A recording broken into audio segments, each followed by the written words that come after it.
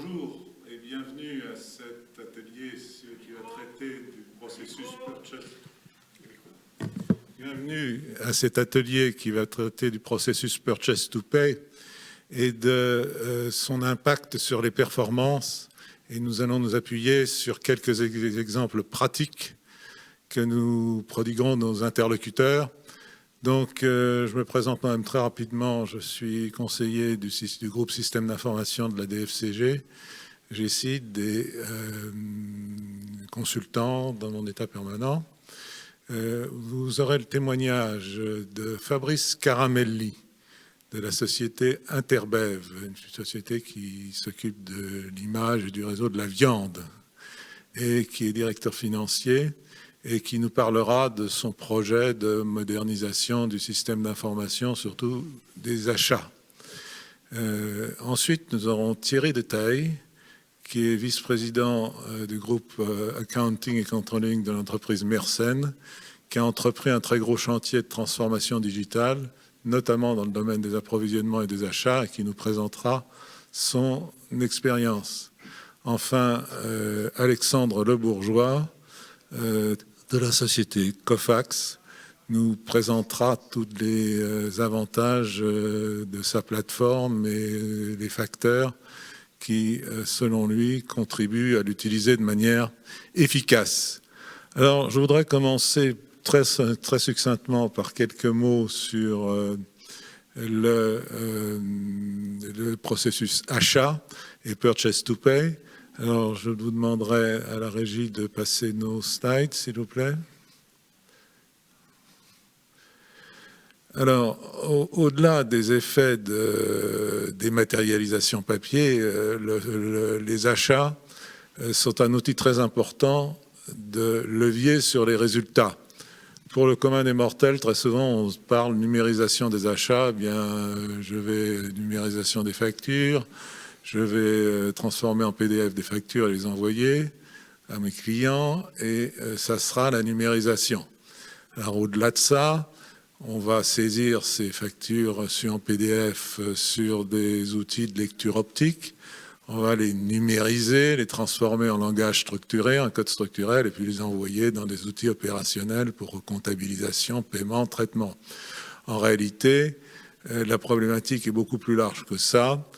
D'abord parce que la dématérialisation évolue, puisqu'on ira dans le sens de création à l'horizon 2023 de plateformes étatiques dans lesquelles seront canalisées toutes les factures fournisseurs selon un format structuré. Donc il y a une tendance forte à la structuration de données d'achat. On a beaucoup parlé de données ce matin, à la structuration de données d'achat, et une tendance forte à leur interopérabilité de manière à ce qu'entre clients, fournisseurs et au-delà, même au plan européen, on puisse lire les mêmes données.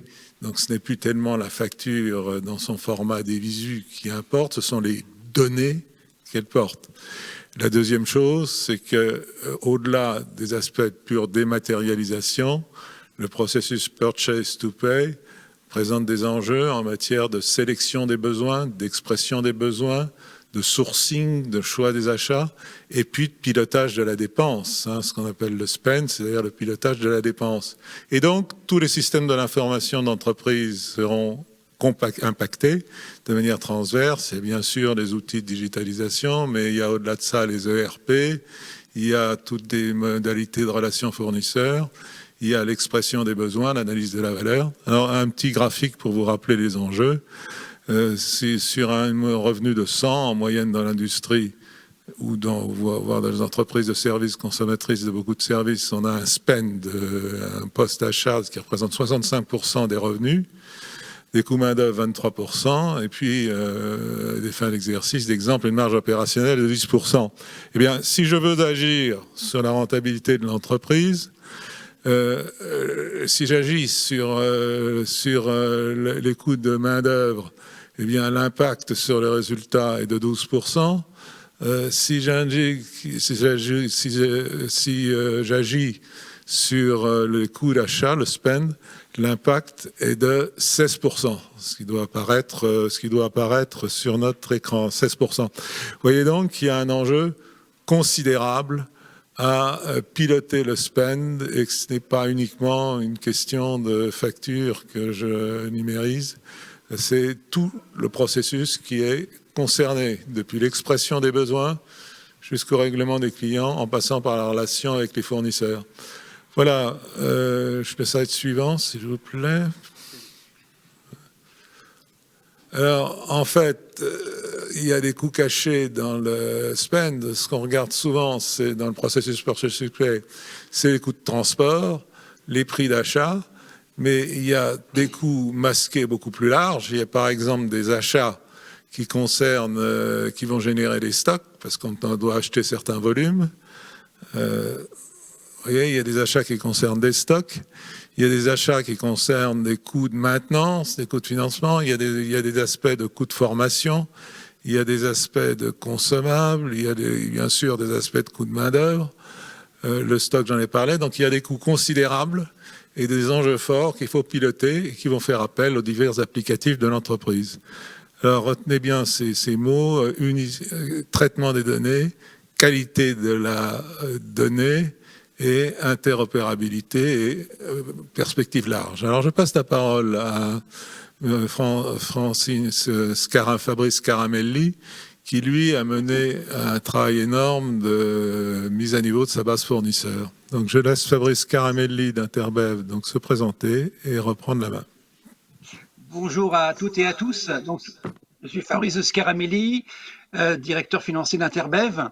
Donc, comme beaucoup d'entreprises, nous avions différents logiciels professionnels qui ont été développés en spécifique et nous avions tous les jours des transferts de données, de fichiers, toutes les nuits pour nous permettre effectivement de consolider toutes ces données, de pouvoir travailler dans de bonnes conditions. On avait, comme nous tous, des problèmes de récupération de données, de fiabilité, et donc on a décidé d'arrêter ces 6 logiciels métiers en mettant en place un ERP. Alors le ERP, le point important dans cette mise en place, c'est d'écouter nos collaborateurs, de faire des ateliers en amont pour comprendre les besoins, qui est une expression des besoins assez claire, que tous les collaborateurs puissent s'exprimer pour s'intégrer dans ce projet-là. Et nous avons, au bout de 3 mois, fini ces différents ateliers, préparé un cahier des charges, et on a fait un appel d'offres pour trouver le meilleur ERP qui correspondait à nos besoins, en sachant qu'on avait un besoin de ERP qui était plus à disposition de l'ensemble des services de l'entreprise et non pas uniquement finance. Et donc, on a sélectionné cet ERP et on a commencé effectivement assez rapidement à analyser ce cahier des charges. Le point important avec l'intégrateur de cet ERP, c'était de créer un dictionnaire commun. Quand vous préparez vos ateliers au niveau expression des besoins, vous utilisez des termes internes à l'entreprise qui sont peut-être pas compréhensibles par un informaticien. Donc, le point essentiel, c'est pas de refaire les ateliers qui avaient déjà été faits avec mes collègues, mais surtout de passer du temps pour lire ce cahier des charges et de créer ce dictionnaire commun. À partir de là, on a pu se comprendre, on a pu se parler le même langage et on a pu mettre en place des procédures effectivement de tests, de formation des key users, formation du personnel et le go live. Il a fallu en tout 1 an à peu près entre le début du processus et la fin. Et la clé de cette réussite, parce qu'on n'a fait qu'une V1, il n'y a pas eu de V2, donc la V1 a déjà été opérationnelle, c'était vraiment ce travail en amont d'analyse des besoins de tous les services et après ce travail avec l'intégrateur de traduction de nos besoins. Ça, c'est pour la partie ERP. Pour la partie workflow, au niveau de la facturation et des achats. Donc le problème que nous avions, c'est qu'on a à peu près une 20-25 gestionnaires de projets qui ne se parlaient pas. Donc chacun avait ses propres fournisseurs, chacun avait ses propres retours d'expérience par rapport à la qualité ou non des différents intervenants. Et donc grâce à l'ERP, on a mis en place une base de données commune avec tous les fournisseurs et l'ensemble des gestionnaires avaient accès à toutes ces données aussi bien qualitatives que qualitatives par rapport à chaque prestataire. Donc ça, c'est un gain de temps phénoménal et un gain d'argent aussi phénoménal parce que ça permet effectivement de pouvoir mieux négocier avec le prestataire qui a déjà travaillé avec nous sur d'autres projets. Ensuite, au niveau du processus lui-même, donc on a travaillé avec Use qui va effectivement qui nous permet de scanner l'ensemble des factures fournisseurs. Une fois que ce scan est fait, Use reconnaît beaucoup de données qu'il transfère à l'ERP et automatiquement, avec des clés de compréhension, ça nous permet d'avoir une comptabilisation automatisée de l'ensemble de nos factures sans aucune action manuelle. Ça nous permet d'avoir un contrôle automatisé de la cohérence de la facture par rapport au bon d'engagement. Et ça permet, et tout ça sans aucune action manuelle, et ça permet aussi, au niveau du workflow de validation des factures, d'avoir un push à l'ensemble des gestionnaires qui va pouvoir contrôler et donner le bon à payer de la facture. Comme vous voyez, tout ce processus-là est automatique, et donc ça permet un gain de temps phénoménal, donc plus de 50%, 50% de temps de travail de la partie comptabilité et la partie gestion.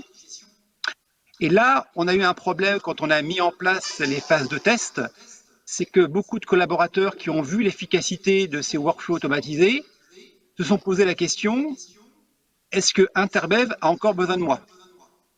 Et c'est là où, là on était en phase de test, hein.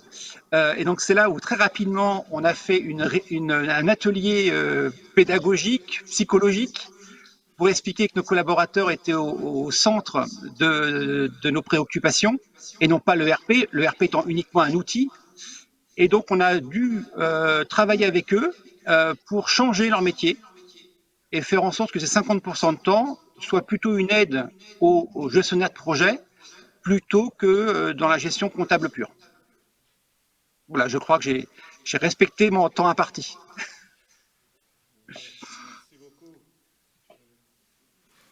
Merci beaucoup pour cet exposé.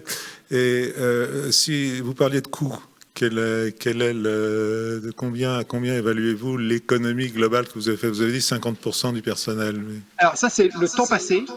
Alors, mais on n'a pas licencié, hein. On a changé le métier toute la partie gestion administrative pour vraiment qu'il soit associé à nos gestionnaires. Donc les gestionnaires maintenant avaient effectivement une action de choix de projet, de sélection de fournisseurs, mise en place des projets et la gestion budgétaire. Et bien maintenant, toute cette partie gestion budgétaire, choix administratifs des prestataires est fait conjointement avec l'équipe administrative.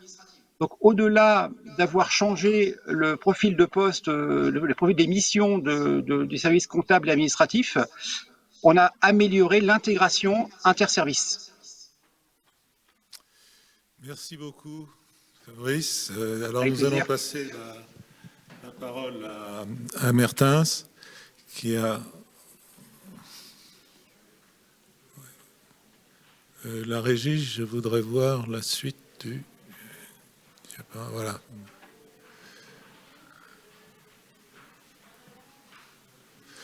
Voilà, donc je passe la parole à Monsieur de Taille.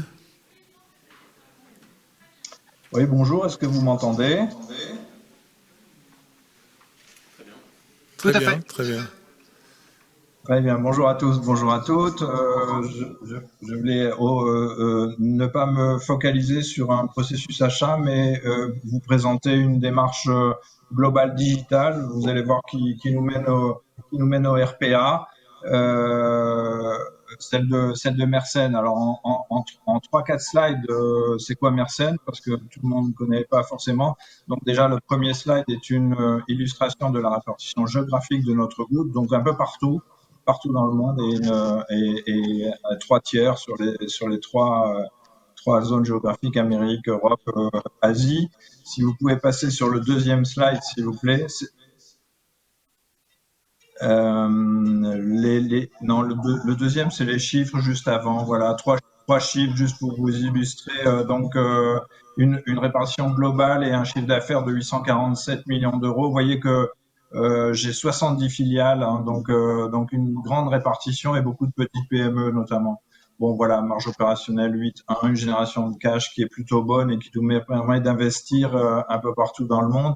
J'ai les 2 slides suivants, s'il vous plaît, après, pour vous illustrer nos métiers, en l'occurrence les matériaux avancés. Donc, on est un fabricant de graphite isostatique, comme on l'appelle. Le graphite est un matériau, c'est sur le slide d'avant. Le graphite est un matériau qui est résistant à haute température et qui permet de faire des dispositifs pour l'industrie chimique que vous voyez à gauche, de produits, de gestion de produits corrosifs, donc des matériaux très très spécifiques. Et sur le deuxième slide, c'est la partie électrique du groupe. C'est plus accessible, plus simple à comprendre. Ce sont les fusibles qu'on retrouve, donc protection sur courant, protection sur tension et une grosse activité dans un domaine d'avenir qui est le véhicule électrique, puisque les batteries et les systèmes électriques des véhicules doivent être protégés. J'en viens à la démarche digitale avec le slide suivant.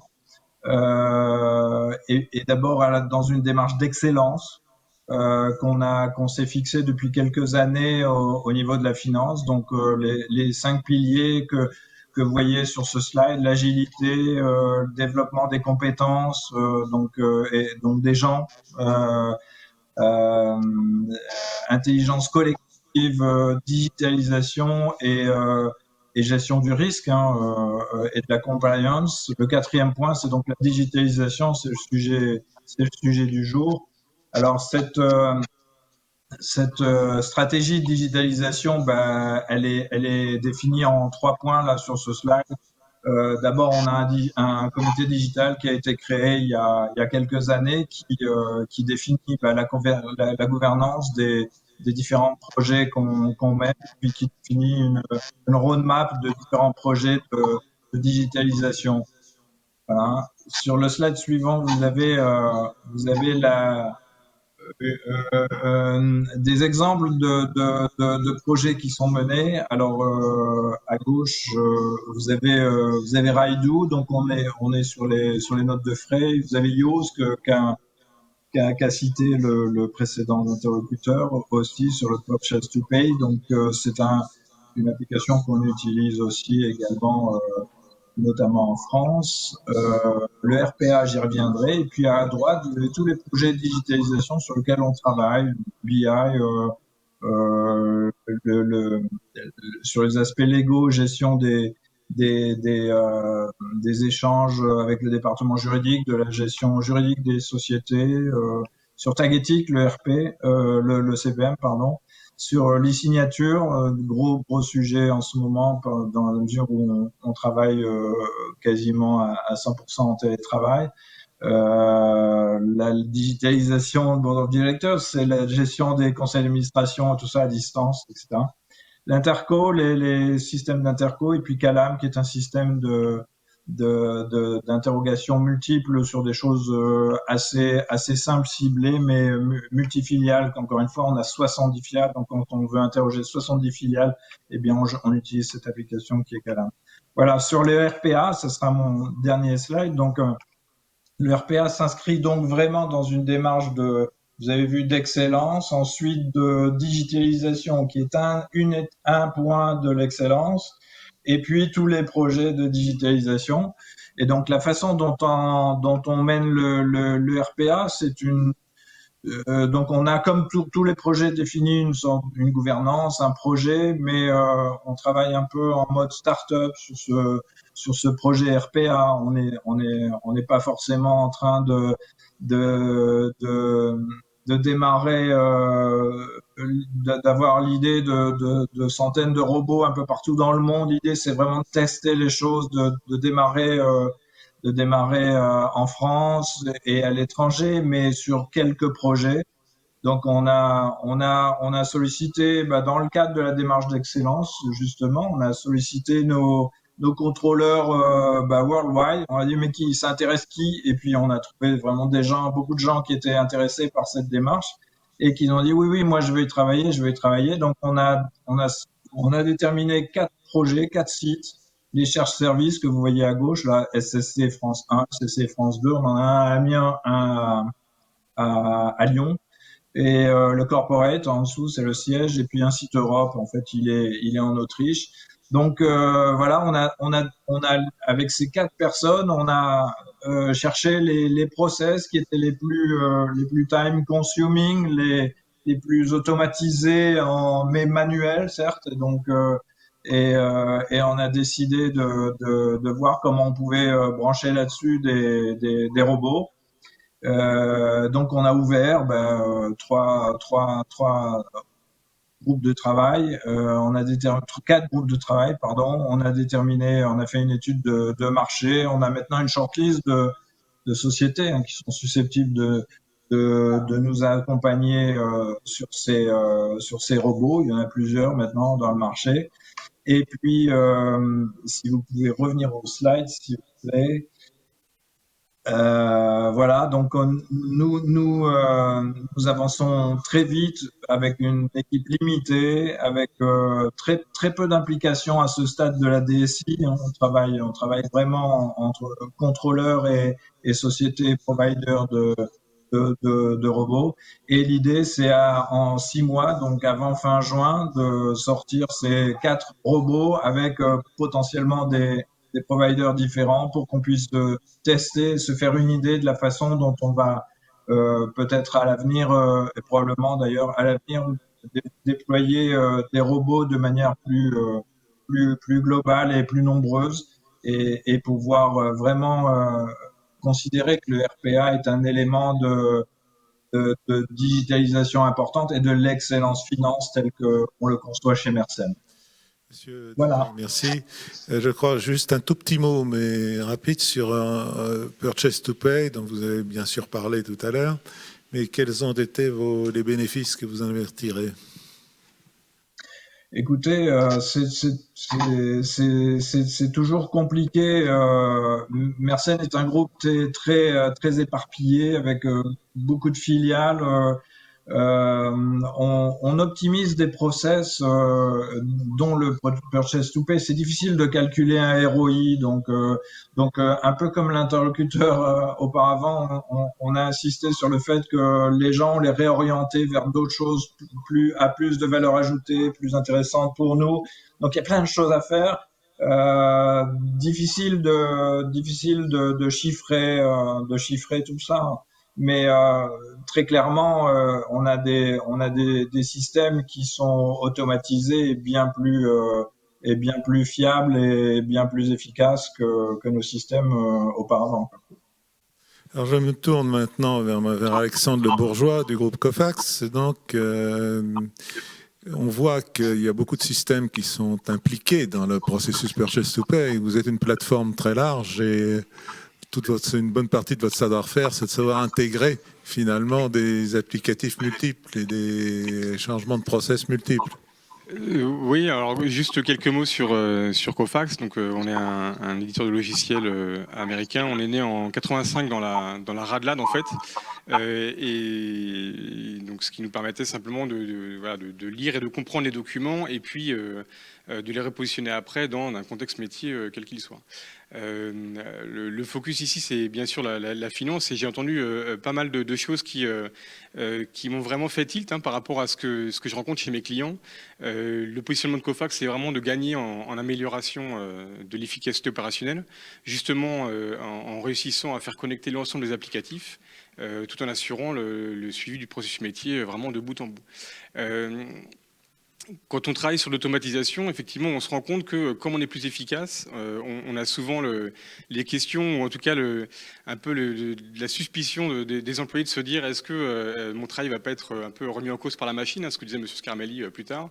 Et en fait, je pense que le shift, du coup, qui est opéré par cette amélioration de la productivité, c'est justement de pouvoir un peu changer notre manière de travailler, et du coup d'être plus efficace, et d'aller chercher des gains aujourd'hui qui ne sont pas que des gains opérationnels, mais aussi des fois des gains gains financiers. L'exemple que j'avais en tête quand j'entendais M. Scarmelli parler tout à l'heure, c'est qu'on avait, nous, des clients sur lesquels on a travaillé sur l'amélioration de leur efficacité opérationnelle liée à la partie finance, donc comment est-ce qu'on paye nos factures plus vite. En fait, ça permettait aussi, cette amélioration d'efficacité, permettait aussi de mieux piloter en fait, son cash flow et du coup de pouvoir payer ses factures plus rapidement.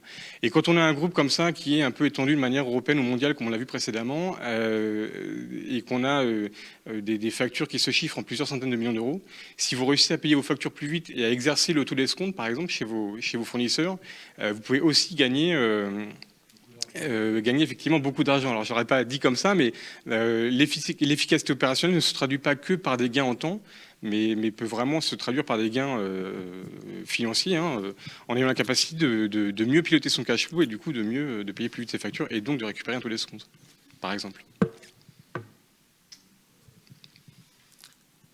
Je vous laisse alors, est-ce que vous pouvez nous présenter un petit peu votre solution ou des types d'interventions, c'est aussi sur le terrain? Bien sûr, je vous ai donné donc un exemple finance. Après, si on refait un peu la stratégie aujourd'hui de Coface, c'est vraiment de travailler sur l'efficacité opérationnelle.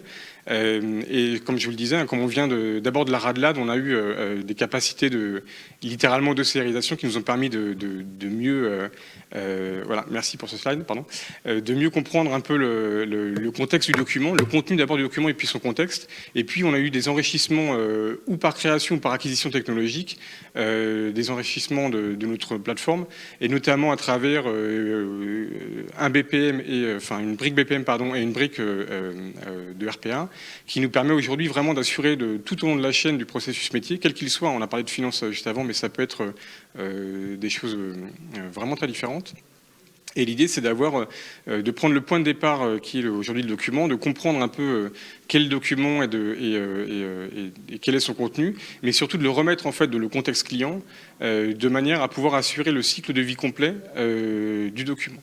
Et typiquement, l'exemple que j'aime bien citer, parce que ça concerne vraiment tout le monde, c'est quand on est dans une démarche bancaire, par exemple, de vouloir acquérir de nouveaux clients. Pour ouvrir un compte, il faut donner plusieurs documents. Donc une CNI ou une fiche de domicile, etc., des fiches de paye. Il faut en fait avoir la capacité de les reconnaître, de comprendre un peu dans quel contexte on les lit et quelles informations on en ressort. L'idée étant d'automatiser un maximum tous les processus métiers qui permettront de créer demain ou le compte bancaire ou le contrat de prêt, par exemple. Et l'idée, c'est que ce qu'on va demander aux agents de back-office, c'est non pas d'aller lire les documents pour les comprendre, etc., mais on leur donne en fait littéralement un package de documents qui auront été avant lus, compris, intégrés et surtout contrôlés. La gestion de fraude est aujourd'hui un de nos leitmotifs principaux, et de le réintégrer après dans l'ensemble des applicatifs de l'entreprise. Donc vraiment une plateforme qui est large, qui permet de gagner aux agents du back-office ou du front-office de gagner en temps de traitement, parce qu'ils vont vraiment avoir un métier qui sera un peu pré-mâché, mais surtout de le réintégrer dans une plateforme qui peut être, comme on l'a vu précédemment, qui peut avoir plusieurs logiciels ou plusieurs RP. L'idée, c'est vraiment d'être agnostique et de pouvoir aller déverser l'information au bon endroit et dans n'importe quel outil que ce soit. Donc vraiment travailler sur l'interopérabilité, c'est ce qu'on disait tout à l'heure, l'interopérabilité à la fois des plateformes et des applications.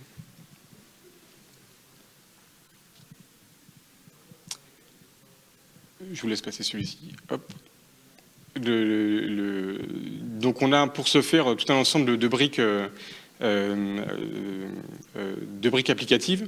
On a parlé aussi de la partie finance tout à l'heure. On était sur les outils qui sont très orientés finance et très focalisés sur les ERP. On peut encore une fois adresser tout type de métier. Peu importe entre guillemets le processus métier dont on parle, on va avoir une capacité à traiter tantôt de la finance, tantôt de la production ou tantôt d'autres types de processus métiers. Ce qui me paraissait important, c'est de montrer ici par rapport au workflow, c'est que encore une fois, on va non pas remplacer l'humain évidemment, mais on va faciliter le travail de l'agent du back-office par une organisation vraiment du cycle de vie du document, pour faire en sorte qu'en fait les agents vont avoir la bonne information au bon moment, et vont pouvoir se focaliser sur des tâches à valeur ajoutée. C'est exactement ce qu'on entendait précédemment. L'idée, c'est vraiment de pouvoir déposer sur le bureau de l'agent, encore une fois, la bonne information dans le bon format et surtout une information qui a été contrôlée en amont. Et du coup, l'agent va surtout s'attacher à valider les pièces et valider les pièces dans la pertinence de leur processus métier. L'idée étant de plus assurer une fonction de contrôle et d'analyse de l'agent par rapport à son dossier que réellement d'aller voir si les pièces sont à la bonne date, au bon format, etc. Au bon format.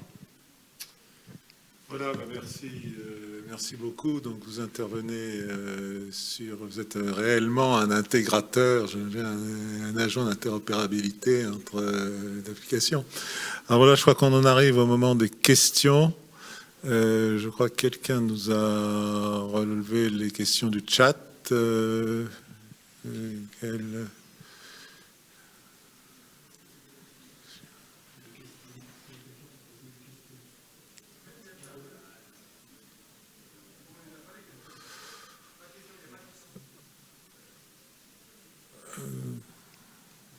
On devait avoir Céline Gallet qui devait être là, qui est là pour le chat.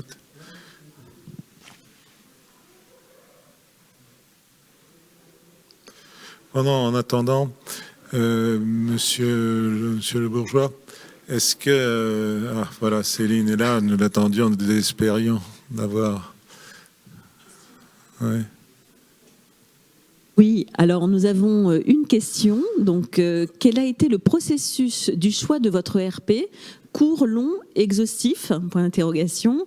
2 fournisseurs potentiels, 8 fournisseurs potentiels, donc c'est un point d'interrogation. Et cahier de charge, des charges light ou pas, que feriez-vous différemment? La question s'adresse à monsieur Scaramelli. Ah, avec plaisir. Alors, le point essentiel, c'est de vraiment permettre à nos collaborateurs de prendre le temps d'exprimer leurs besoins et surtout d'exprimer les compensations. En quoi les outils qu'ils utilisaient auparavant les bloquaient et quelles étaient l'ensemble des actions qu'ils devaient mener à bien pour compenser. La chance que nous avions aussi, c'est qu'on était mature au niveau procédure de gestion et de reporting. Et donc, il a été assez facile de pouvoir définir ce cahier des charges par rapport aux données dont on avait besoin, par rapport au tableau de bord et aux différents états dont on avait besoin. Le point essentiel, c'est de savoir à qui s'adresse l'ERP. Et nous, chez Interbev, on avait vraiment ce qui est ressorti, c'est que les collaborateurs ne voulaient pas un ERP finance. Ils étaient habitués à des interfaces web, ils étaient habitués à de l'interfaçage friendly user, et ils voulaient ça, et pas de la finance, même si à la fin, bien sûr, on a de la finance. Et donc, quand on a fait l'appel d'offres, on a sélectionné par rapport à notre taille, par rapport à la taille d'Interbev, par rapport à son chiffre d'affaires, par rapport au volume de données à gérer, on a sélectionné 5 opérateurs qui pourraient répondre à nos besoins, et un seul est ressorti du lot par rapport à son interface qui n'était pas finance, et c'est celui-là qu'on a choisi. Qu'est-ce qu'on doit faire de mieux, différemment?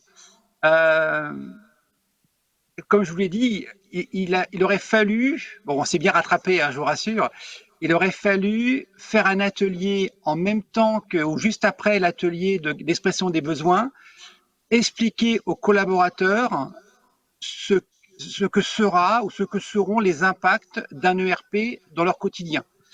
Aujourd'hui, nous, on avait beaucoup de collaborateurs d'une trentaine d'années qui n'ont jamais vécu la mise en place d'un ERP, donc ils n'avaient aucune connaissance, conscience même du mot ou du processus. Il a fallu vraiment faire un atelier d'explication. C'est quoi un ERP? Qu'est-ce que vous faites aujourd'hui? Qu'est-ce que vous ferez demain? C'est quoi les grandes tâches? Et faire l'atelier qu'on a fait en urgence quand on a fait la phase de test et qu'on a vu que tout le monde a dit « Oh là là, mais c'est trop génial, ça va trop vite, mais moi, qu'est-ce que je vais faire par rapport à ce temps gagné ?» Eh bien, c'est ça qu'on aurait dû faire juste après l'atelier donc de cahier des charges et donc d'expression des besoins. Et ça aurait permis effectivement à chacun d'avoir un exemple concret de son changement de vie par rapport aux tâches en partant des tâches. Ce qui a bien réussi, et franchement je vous invite à faire aussi, c'est l'atelier avec l'intégrateur de traduction. Il faut créer le dictionnaire. Le dictionnaire est capital pour que on s'entende bien, qu'on emploie les mêmes mots, le même vocabulaire, et qu'on n'ait pas cette frustration que l'intégrateur comprend pas, qu'on tergiverse, qu'on perd du temps, et tout ça grâce à ces 3 mois d'atelier de traduction. C'est vraiment ça, hein, traduction, de créer dictionnaire. C'est un gain de temps énorme, et ça nous a permis, je vous dis, en 1 an, hein, de tout finir, ce qui est très court. Hein. Je me permettrais de dire un petit mot moi-même d'expérience sur des projets digitaux, comme ça. C'est que vraiment exprimer les besoins de l'organisation future, le fonctionnement de l'organisation future, c'est vraiment très concret. Les gens ont peur pour leur poste, pour leur futur, ou ont peur de ne pas être au niveau de ce qui sera demandé. Donc il faut vraiment prendre le temps de dire, ben, écoutez, voilà comment fonctionnera le processus dans le futur, comment ça fonctionnera. Je me souviens d'une anecdote. Une entreprise d'économie mixte sur laquelle que je conseillais, manifestement les services comptables, comme c'est le cas de beaucoup d'entreprises, étaient réduits comme une peau de chagrin. Et les gens ont dit, mais si on ne fait plus de comptabilité, qu'est-ce qu'on fera? Je leur ai dit, oui, mais il y a besoin de contrôleurs de gestion, il y a besoin de gestionnaires de projet, mais on ne saura pas faire ça. Si on saura le faire, parce qu'on vous y préparera. Donc je crois qu'il faut vraiment descendre dans le fonctionnement de l'organisation. La dernière question qui était posée par rapport au cahier des charges. Alors, le travail, l'exercice qu'on a fait, nous, pendant 3 mois, c'était de définir le principal de l'accessoire. Quelles sont les actions principales qu'on attendait de l'ERP et quelles sont les actions accessoires. Le cahier des charges, c'est limité au principal afin de permettre aux différents commerciaux des ERP de pouvoir nous proposer leurs propres solutions pour tout ce qui est accessoire et ne pas les figer dans un cahier des charges trop rigide. Par contre, ce qui était très intéressant au niveau pédagogique, au niveau communication, interservice, c'est de faire ce travail de définition du principal et de l'accessoire. Est-ce qu'il y a d'autres questions, Céline? Il n'y a pas d'autres questions? Alexandre, est-ce que vous pourriez nous citer 1 ou 2 exemples de projets menés récemment et sur lesquels vous avez obtenu des résultats frappants et rapides quels ont été les facteurs clés de succès finalement des projets que vous avez menés dans ce domaine Purchase to Pay? Alors, donc sur la partie automatisation, c'est un peu ce que j'évoquais précédemment sur la gestion du cash flow. Le fait d'avoir une gestion du cycle de vie de la facture qui est vraiment complet et qui permet d'une part de la recevoir par différents canaux, alors de manière digitale ou papier, hein, de la comprendre, de l'intégrer et après de pouvoir accélérer son cycle de paiement et de recommuniquer derrière au fournisseur pour lui dire effectivement la facture a bien été reçue, elle a été intégrée en cours de traitement et où elle est déjà payée par exemple. Ça permet d'avoir une visibilité qui est assez large pour le fournisseur. Et l'intérêt de cette plateforme d'appareillage technologique sur ce processus métier, ça permet effectivement de payer les factures plus vite. Alors, ce que je disais tout à l'heure, c'est que ça permettait de mieux gérer son cash flow et du coup de récupérer un peu le tout les comptes. Mais l'effet collatéral positif aussi dans ce type de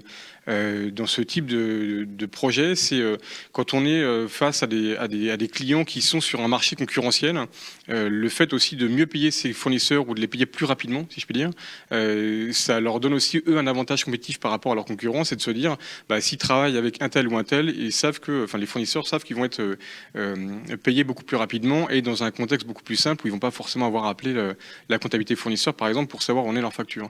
Et cette capacité justement à donner de la visibilité aussi bien à nos clients mais qu'à leurs fournisseurs.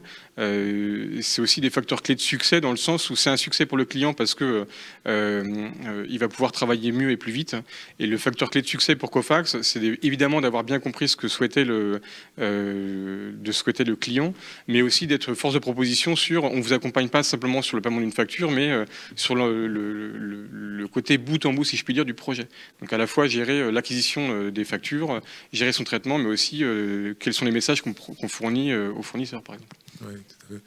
Il y a aussi, me semble-t-il, ça revient souvent, des effets positifs sur le BFR. Est-ce que, là je m'adresse à nos 3 intervenants, est-ce que vous avez constaté sur les projets dans lesquels vous êtes investis des effets positifs sur le BFR, un meilleur contrôle des besoins en fonds de roulement, des décaissements, une mise aux normes des paiements fournisseurs? Est-ce que vous l'avez constaté?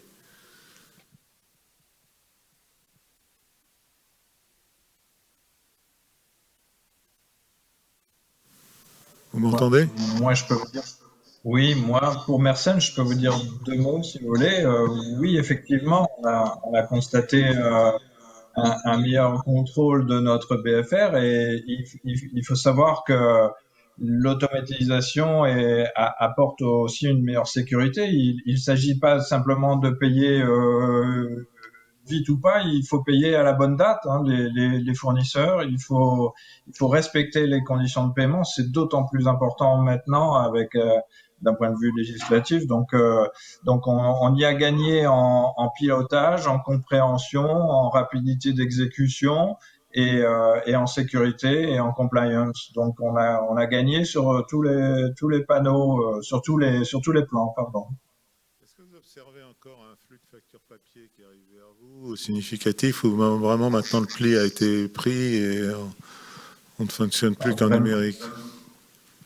Bon, le pli a été pris et il a été pris d'autant plus avec la période de pandémie parce que si vous m'envoyez un papier, là, il reste au siège ou il reste dans mon service comptable en papier et puis et je peux quasiment pas le traiter ou pas facilement. Donc le pli a été très vite pris, d'autant plus avec cette crise d'autant plus.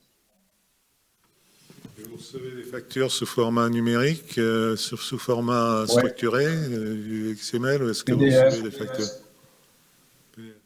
PDF directement dans le logiciel de traitement des factures Yoast qui a été mentionné là tout à l'heure. Nous recevons directement dans Yoast les bonnes factures. Alors il faut qu'elles soient libellées correctement avec un bon numéro de commande. Il y a toute une éducation et une conduite de changement à faire, mais ça se fait bien et encore une fois ça a été très très accéléré.